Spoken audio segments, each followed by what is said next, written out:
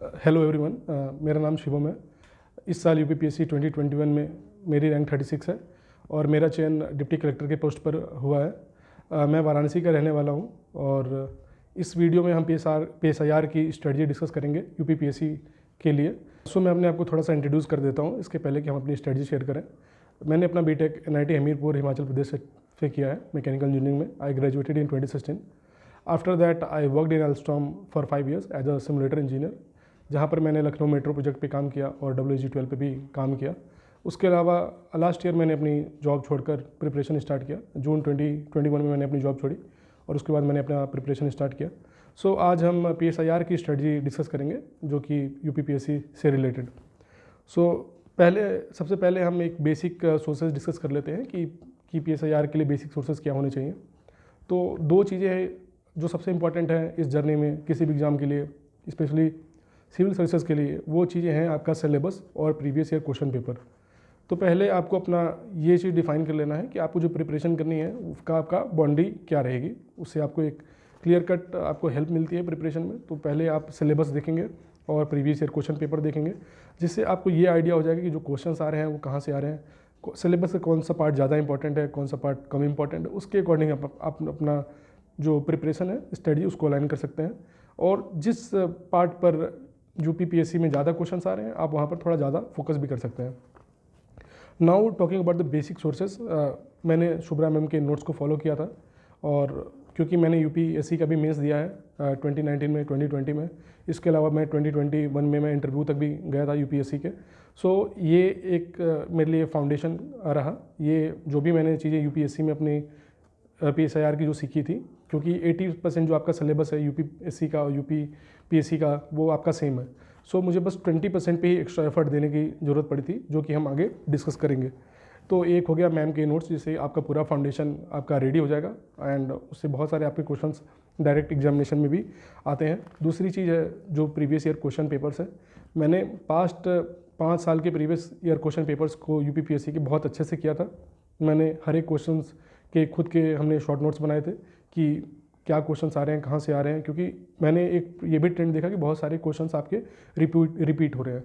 और दूसरी चीज़ मैंने ये नोटिस की थी कि जो भी क्वेश्चंस आ रहे हैं एग्जामिनेशन में वो डायरेक्टली आपके सिलेबस से आ रहे हैं।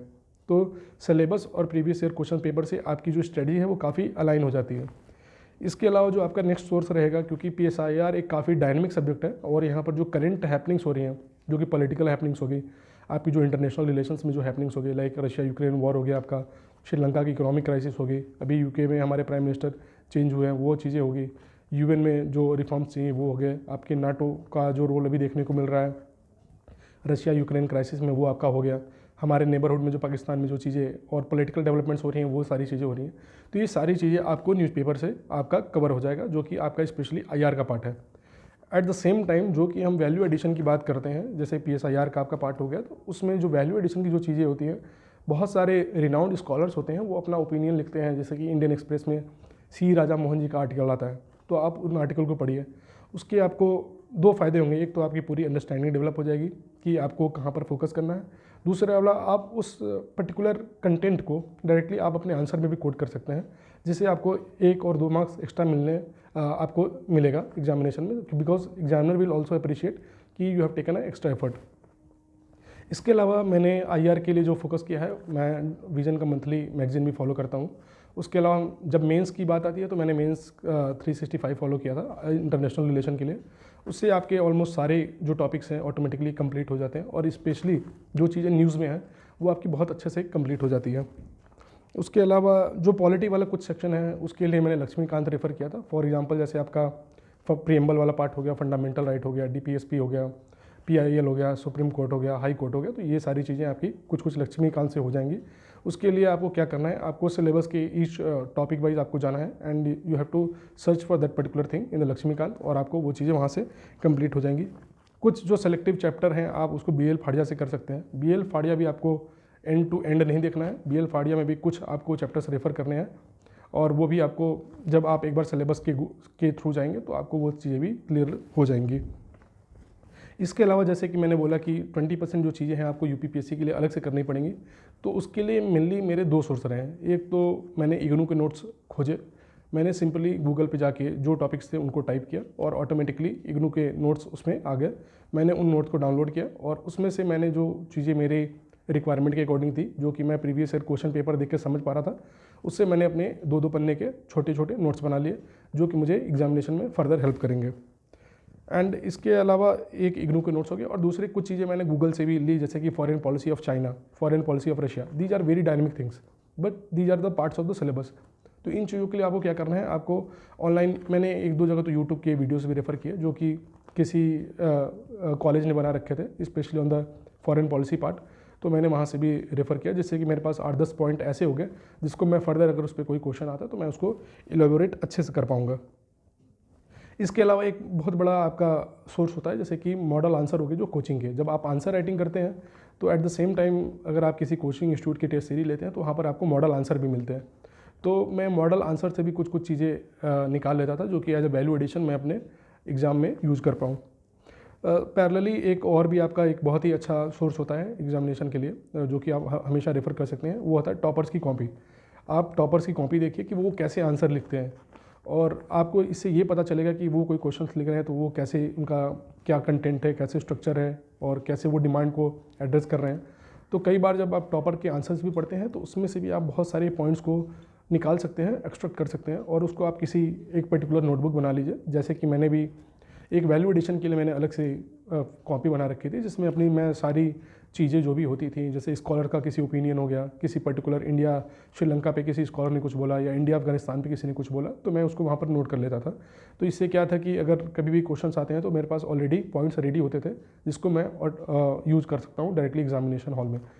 क्योंकि आप सबको पता है कि जब हम पेपर लिखते हैं तो टाइम एक बहुत बड़ा कंस्ट्रेंट होता है।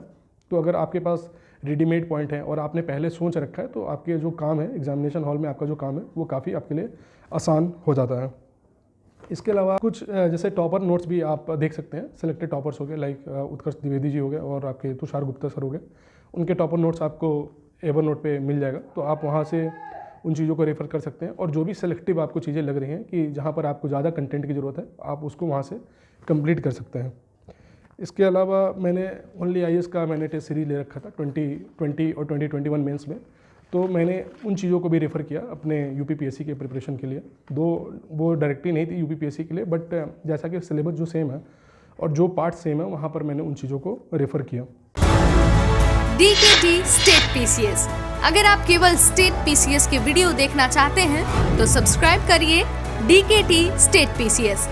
यहाँ आपको राज्यों की लोक सेवा आयोग से जुड़ी परीक्षाओं के टॉपर्स के वीडियो अरेंज फॉर्मेट में मिल जाएंगे और लिंक डिस्क्रिप्शन बॉक्स में भी मिल जाएगा।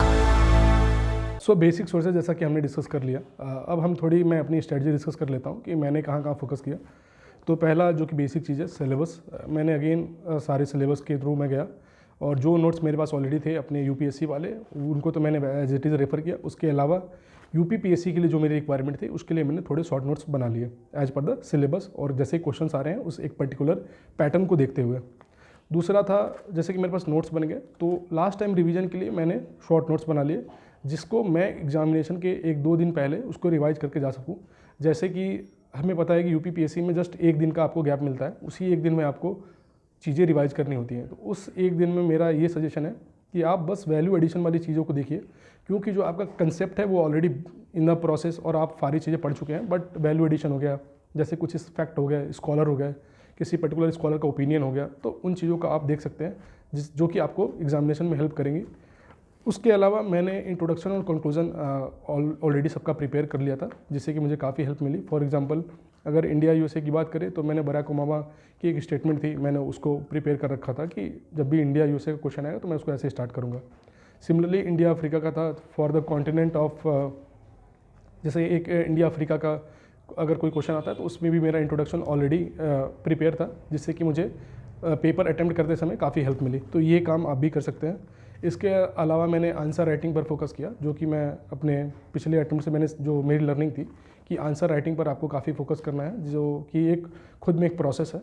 आप धीरे धीरे उसमें इम्प्रूव करेंगे और ये ग्रेजुअल प्रोसेस है। आप हो सकता है कि पहली बार जब आप आंसर लिखें तो आपके आंसर उतने अच्छे ना रहें, लेकिन उससे आपको डिमोटिवेट नहीं होना है, आपको बिल्कुल आंसर लिखते रहना है। क्योंकि एंड जो आपकी कॉपी जो चेक होगी, जो आपके एग्जामिनर जो चीज़ें देख के आपको इवैल्यूएट करेगा, वो आपकी कॉपी है, वो आपके बारे में कुछ नहीं जानता है। तो आप जितना अच्छा आंसर लिखेंगे आपको उतने अच्छे मार्क्स मिलेंगे।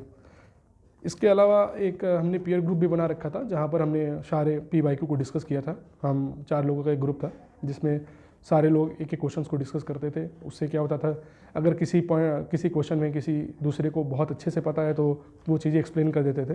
तो उससे क्या है, उससे भी हमने एक अपना शॉर्ट नोट्स बना लिया था, जो कि हम एग्जामिनेशन के पहले हमने रिवाइज़ किया, जिससे कि हमें काफ़ी हेल्प मिली। और एक पार्ट ये भी है PSIR में, क्योंकि ये काफ़ी डायनेमिक सब्जेक्ट है, तो जब भी आप अपना आंसर लिख रहे हैं तो 2-4 चीज़ों का आपको ध्यान रखना चाहिए। स्पेशली आपको जो अपना थ्योरी है उसको यूज़ करना है अपने आंसर में, जिससे कि आपको ये चीज़ आप बता सकें एग्जामिनर को कि यस, आप जो थ्योरी है उसको नहीं आप बल्कि समझते हैं, बट आप एक एनालिसिस करके उसको इम्प्लीमेंट भी कर पा रहे हैं। ये चीज़ बहुत ज़रूरी है। सो जैसा हमने कि डिस्कस कर लिया कि कैसे हमें थ्योरी के पार्ट्स को भी अपने इम्प्लीमेंट करना है आंसर में। उसके अलावा जब आप पीयर ग्रुप बना रहे हैं तो एक चीज़ का आप ध्यान रखेंगे कि उसमें बस सीरियस कैंडिडेट हो, और वो एक डिसिप्लिन होना चाहिए, एक सीरियसनेस होना चाहिए, तब आपको जाके एक अच्छा आउटपुट मिलेगा। ठीक है, तो आप इन चीज़ों का ध्यान रखें।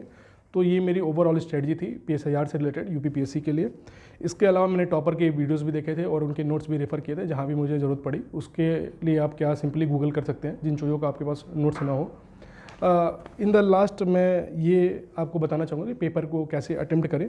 तो पेपर को अटेम्प्ट करते समय टाइम मैनेजमेंट एक बहुत इंपॉर्टेंट चीज़ रहती है। तो यहाँ पर जो आपको 5 क्वेश्चन टोटल यहाँ पर आपको टोटल 5 क्वेश्चन्स अटेम्प्ट करने होते हैं, जिसमें कि क्वेश्चन 1 और 5 जो होता है आपका कंपलसरी होता है, और हर एक क्वेश्चंस में 3 पार्ट होते हैं, और उसमें आपके 2 क्वेश्चंस होते हैं वो 15 मार्क्स के होते हैं, और जो आपका एक क्वेश्चन होता है वो 10 मार्क्स का होता है। तो आपको अपना जो टाइम है उसके अकॉर्डिंग डिवाइड कर लेना है। जैसे कि मैंने हर एक 15 मार्क्स के क्वेश्चन के लिए 30 मिनट्स डिवाइड कर रखा था, और हर एक 10 मार्क्स के क्वेश्चन के लिए 10 मिनट्स डिवाइड कर रखा था, जिससे कि मैं अपना paper easily on time complete कर पाया। दूसरी चीज़ आपको जो चीज़ ध्यान रखनी है, जो सिलेक्शन ऑफ क्वेश्चन है वो काफ़ी इंपॉर्टेंट है, क्योंकि यहाँ पर टोटल 8 क्वेश्चंस होंगे और आपको उसमें से टोटल 5 क्वेश्चंस करने हैं। तो आप शुरू में जब क्वेश्चन पेपर मिल रहा है तो आप उसको पढ़ के एक बार अपना असेसमेंट कर लें हर एक क्वेश्चन के अकॉर्डिंग कि आपको किस क्वेश्चंस में कितना अच्छा आ रहा है, आपके पास कितना अच्छा कंटेंट है, और उसके अकॉर्डिंग ही अब आप अपने क्वेश्चंस को अटेम्प्ट करें। उससे आपको ये हेल्प मिलेगी कि आप ये डिसाइड कर पाएंगे कि किस सेक्शन से आपको 2 क्वेश्चंस अटेम्प्ट करने हैं और किस से 3 करना है। क्योंकि ये चीज़ इसलिए भी इम्पॉर्टेंट है क्योंकि आपका selection of questions is very important कि आपको कितना मार्क्स मिलेगा। तो इन चीज़ों का आप ध्यान रखें। और आंसर राइटिंग जब आप कर रहे हैं और जब आप मेंस का आंसर लिख रहे हैं तो आप वैल्यू एडिशन कर सकते हैं, जिसमें आप मैप्स वगैरह बना सकते हैं। स्पेशली अगर कोई इंटरनेशनल रिलेशन का क्वेश्चन है तो आप उसमें कंट्री का मैप बना सकते हैं। आप बता सकते हैं कि जैसे इंडिया जापान का होगा तो आप एक मैप बना दीजिए, वर्ल्ड मैप। आप उसमें दिखा सकते हैं कि इंडिया यहाँ पर है, जापान यहाँ पर है, और हमारी किस टाइप की स्ट्रेटेजिक पार्टनरशिप है। तो क्वाड को आप थोड़ा हाईलाइट कर सकते हैं, इंडो पैसिफिक को हाईलाइट कर सकते हैं। तो इससे एक बहुत ही अच्छा इंप्रेशन पड़ता है एग्जामिनर के ऊपर कि आप चीज़ों को समझ रहे हैं।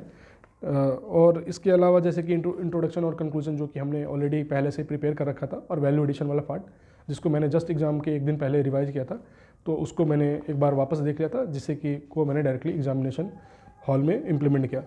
तो ये यहाँ पर हमने 3 चीज़ें मैंने डिस्कस की कि एक बेसिक सोर्सेज क्या रहेंगे आपके PSIR के लिए, और उसके बाद मेरी क्या स्ट्रेटजी थी कि मेरा क्या सोर्सेज था, मेरी क्या स्ट्रेटजी थी। उसके in the last we discussed about कि how to attempt the paper. तो ये एक मेरी ओवरऑल स्ट्रेटजी थी PSIR की। आई होप कि this will help you and I wish you all the best to all the civil services aspirant. Thank you Delhi Knowledge Tech for providing me this platform. Thank you very much.